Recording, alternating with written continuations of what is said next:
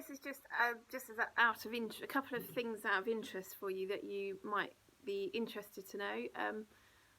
There was another very famous Scottish rebel leader just around the time of Robert the Bruce, a bit before Robert the Bruce, called William Wallace, and you may have heard of him. There's a huge monument to him just outside of the town of Stirling.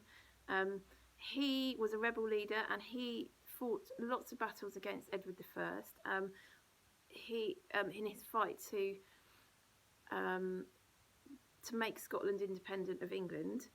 And he was reasonably successful for quite a while until he was actually captured. This is before Robert the Bruce really came into his own. But he managed to keep the Scots rallied and to keep them fighting for Scotland, until unfortunately he was actually captured, and he suffered a very horrible death. There is a great film about it called Braveheart, which you're not really big enough to watch yet, but and it's not quite historically accurate, but it is a great film, and it does show the brilliant battles between the Scots, and you can see how differently prepared the Scots were to the English. The English had their great big longbows, and they were very ordered, whereas the Scots were just more fierce, and they didn't have such great weapons.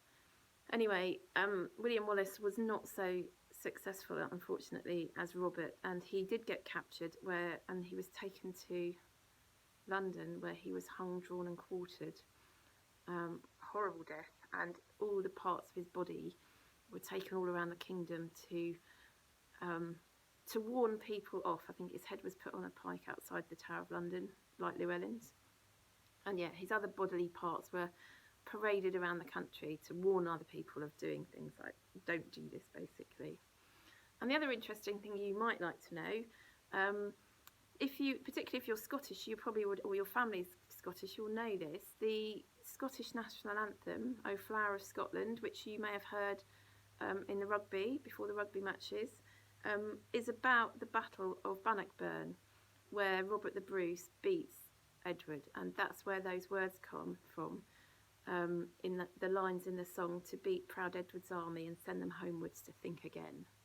So that, if you would like to listen to that, "O Flower of Scotland," that's what it's about. It's about the Battle of Bannockburn. It's about Robert the Bruce beating the English. Okay, so that's some interesting facts for you. There you go.